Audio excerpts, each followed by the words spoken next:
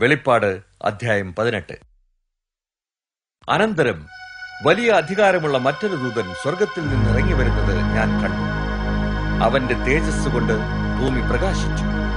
അവൻ അത്യുച്ചത്തിൽ വിളിച്ചു പറഞ്ഞു, വീണുപോയി, മഹതിയാം ബാബിലോൺ വീണുപോയി.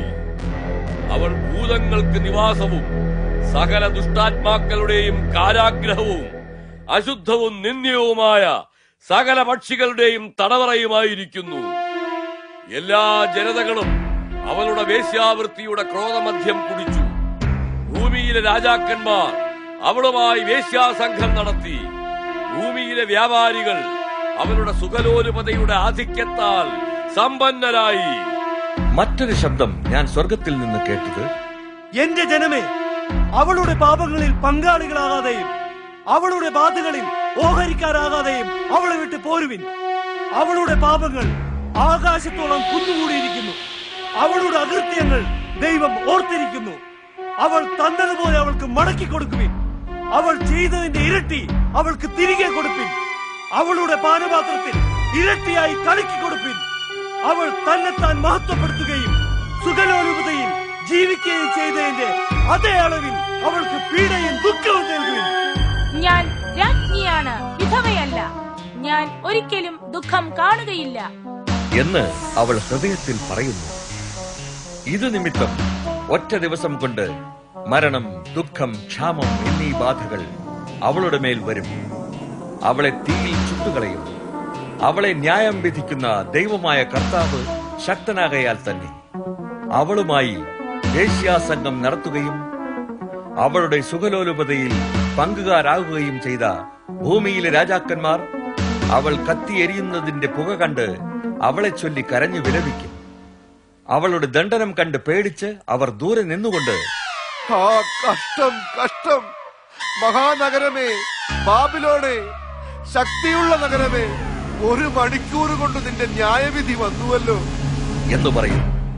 സ്വർണം, വെള്ളി, അമൂല്യരത്നങ്ങൾ, മുത്തുകൾ, മൃദുല വസ്ത്രങ്ങൾ, ധൂമ്രവസ്ത്രം, പട്ടുവസ്ത്രം, രക്താംബരം, സുഗന്ധത്തടികൾ, ദന്തനിർമ്മിത വസ്തുക്കൾ, വില കൂടിയ മരം, പിച്ചള, ഇരുമ്പ്, വെണ്ണക്കല്ല് എന്നിവ കൊണ്ടുള്ള വസ്തുക്കൾ, ലവംഗം, ഏലം, സുഗന്ധദ്രവ്യങ്ങൾ, മൂര്, കുന്തിരിക്കം, വീഞ്ഞ്, ഒലിവെണ്ണ, നേരിയ മാവ്, ഗോതമ്പ്, കന്നുകാലി, ആട്, കുതിര, രഥം, മാനുഷദേഹം, മാനുഷപ്രാണൻ എന്നിങ്ങനെ തങ്ങൾക്കുള്ള കച്ചവട സാധനങ്ങൾ വാങ്ങാൻ ആരും ഇല്ലാതിരിക്കയാൽ ഭൂമിയിലെ വ്യാപാരികൾ അവളെ ചൊല്ലി കരയുകയും ദുഃഖിക്കുകയും ചെയ്യും.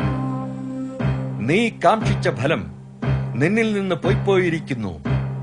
നിന്റെ സകല സമ്പത്തും മഹിമയും ഇനി ഒരിക്കലും തിരിച്ചു കിട്ടാത്ത വിധം മാഞ്ഞുപോയിരിക്കുന്നു.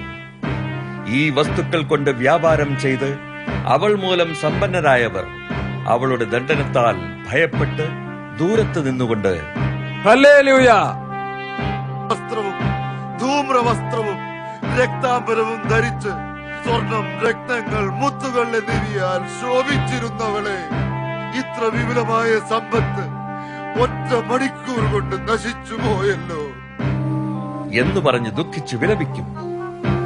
എല്ലാ കപ്പിത്താന്മാരും സകല കപ്പൽ യാത്രക്കാരും നാവികരും സമുദ്രം കൊണ്ട് ഉപജീവിക്കുന്ന ഏവരും ദൂരെ നിന്ന് അവളുടെ ദഹനത്തിന്റെ പുക കണ്ട്, ഈ മഹാനഗരം പോലെ വേറെ ഏതുള്ളൂ എന്ന് വിളിച്ചു പറയും.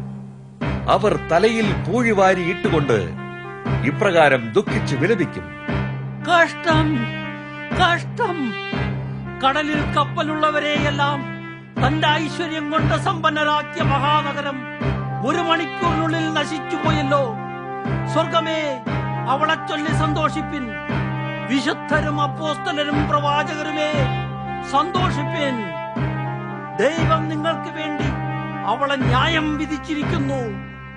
പിന്നെ ശക്തനായൊരു ദൂതൻ വലിയ തിരി പോലെയുള്ള ഒരു കല്ലെടുത്ത് സമുദ്രത്തിലേക്ക് എറിഞ്ഞുകൊണ്ട് പറഞ്ഞു, ഇതുപോലെ മഹാനഗരമായ ബാബിലോണിനെ വലിച്ചെറിയും. അതിനെ പിന്നെ കാണുകയില്ല. വൈണികർ, സംഗീതജ്ഞർ, കുഴലൂത്തുകാർ, കാഹളക്കാർ എന്നിവരുടെ പാട്ട് ഒരിക്കലും കേൾക്കില്ല. ഒരു തരത്തിലുമുള്ള കരകൗശലപ്പണിക്കാരെ ഇനി നിന്നിൽ കാണുകയില്ല. തിരികല്ലിന്റെ ശബ്ദവും ഇനി നിന്നിൽ കേൾക്കുകയില്ല. വിളക്കിന്റെ വെളിച്ചം ഇനി നിന്നിൽ പ്രകാശിക്കുകയില്ല. വധൂവരന്മാരുടെ ശബ്ദം ഇനി നിന്നിൽ കേൾക്കുകയില്ല. നിന്റെ വ്യാപാരികൾ ഭൂമിയിലെ ശ്രേഷ്ഠന്മാരായിരുന്നു.